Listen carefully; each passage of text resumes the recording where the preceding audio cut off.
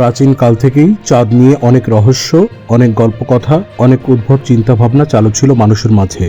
কিন্তু চাঁদে মানুষের পা পড়ার পর প্রমাণ হয়েছে এসব আর রূপকথা নয়।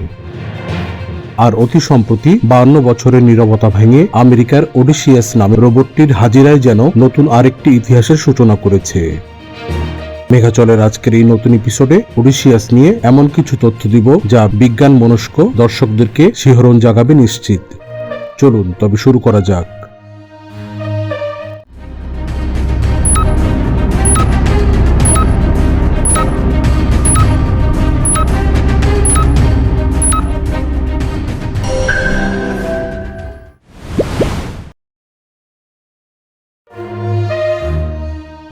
সেই 1972 সালে অ্যাপোলো 17 মিশনই ছিল যুক্তরাষ্ট্রের সর্বশেষ চন্দ্রাভিযান। তারপর অনেক বছর পেরিয়ে গেছে, আমেরিকা শুধু চেয়ে চেয়ে দেখেছে।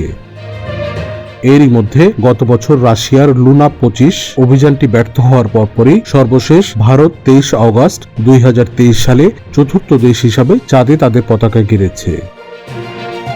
তবে আমেরিকার হিউস্টন ভিত্তিক ইনটিউটিভ মেশিনস প্রথম কোনো বাণিজ্যিক প্রতিষ্ঠান হিসাবে মহাকাশযান চাঁদে পাঠিয়ে ইতিহাস গড়ল। এর আগে যুক্তরাষ্ট্র ছাড়াও সাবেক সোভিয়েত ইউনিয়ন ও চীন সফলভাবে চাঁদে অবতরণ করেছে। সিএনএন জানিয়েছে, ফ্লোরিডায় নাসা কেনেডি স্পেস সেন্টার থেকে যাত্রা শুরু করে হাজার হাজার মাইল পথ পাড়ি দিয়ে মানুষবিহীন ষড়ভুজ আকৃতির রোবট অডিসিয়াস মহাকাশযানটি চাঁদের দক্ষিণ মেরুর কাছে পৌঁছায় 22 ফেব্রুয়ারি বৃহস্পতিবার স্থানীয় সময় সন্ধ্যা 6:23।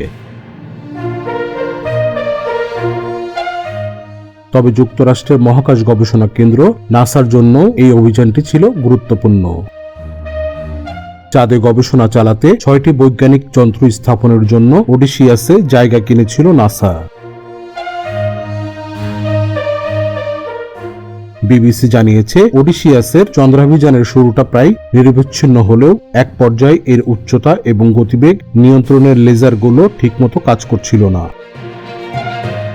যার ফলে অভিযান থামিয়ে দেওয়ার আশঙ্কাও হয়েছিল।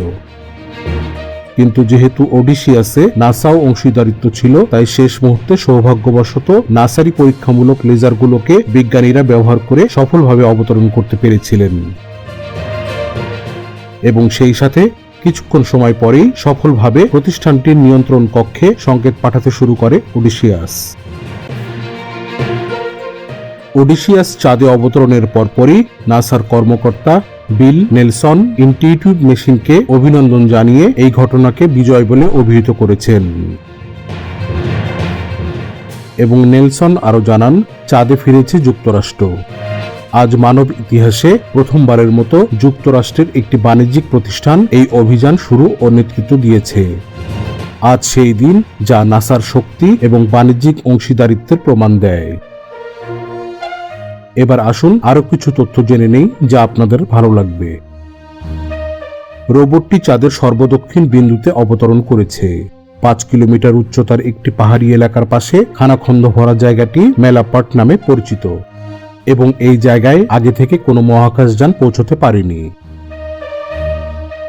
চাঁদের এই স্থানটি এমন কিছু গভীর গর্ত রয়েছে যেখানে কখনোই সূর্যের আলো পৌঁছতে পারেনি। গর্তগুলো একেবারেই ছায়ায় ঢাকা। এসব গর্তে জমাট বরফ থাকতে পারে বলে ধারণা করছেন বিজ্ঞানীরা। নাসার প্ল্যানেটরি সায়েন্সের পরিচালক লরি গ্লেজ বলেন, বরফ গুরুত্বপূর্ণ, কারণ আমরা যদি চাঁদের উপরিভাগে পাওয়া বরফের সুবিধাকে কাজে লাগাতে পারি তাহলে আমাদেরকে অনেক কম জিনিস চাঁদে বহন করে নিয়ে যেতে হবে। এমব্রি-রিডল অ্যারোনটিক্যাল ইউনিভার্সিটির শিক্ষার্থীদের একটি ক্যামেরা সিস্টেমও ওডিসিয়াসে লাগানো রয়েছে। ক্যামেরাটি মূলত সেলফি তোলার জন্য দেয়া হয়েছে। এটা ছাড়াও যুক্তরাষ্ট্র শিল্পী জেফ কুনস রোবটটিতে একটি বাক্স জুড়ে দিয়েছেন, যেটিতে রয়েছে স্টিলের 125টি বল। 1 মাস ধরে চাঁদ যে রূপ বদল করবে সেটি বোঝাতেই তিনি বলগুলো দিয়েছেন।